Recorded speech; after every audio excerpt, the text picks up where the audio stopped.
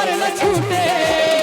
मेहंदी लगाओ इस नाम की, राधा तो बनी है बस श्याम की।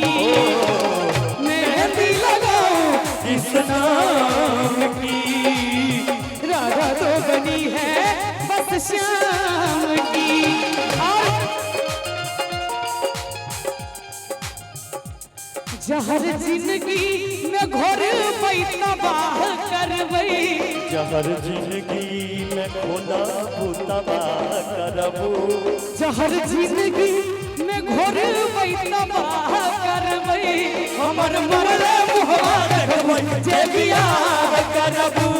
हमर मरले मुहवा देखबै जे बियाह करबू। देखिए मैथिली और भोजपुरी आज एक साथ मंच पे है। ये मेरा सौभाग्य है जो मैं आपके साथ गा रही हूँ। इन सब गीतों को मैंने सुना हुआ है और आज आपके सामने सीधा सीधा ना मैंने कोई प्लानिंग की थी इस गीतों की, सीधा सीधा बना रही हूँ और गा रही हूँ। जहर जिंदगी में घोर पैसा बाह करवई। जहर जिंदगी में खोला भूतबा करबू, तोरा दुआ है के मारब जे बियाह करवई। तोरा दुआ मुहवा देखबू जे बियाह करबू। मैंने पायल है झनकाई अब तो आजा तू हर जाई।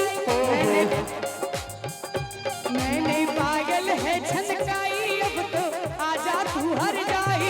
मेरी सांसों में तू है बसा ओ सजना, आजा ना अब तरसा ओ सजना, आजा ना अब तरसा।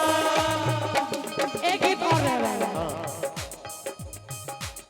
चल गेलो दगा दो सनम, देख जिंदगी भर का तेरे जख्म, नहीं सोचलो हमरा बारे में।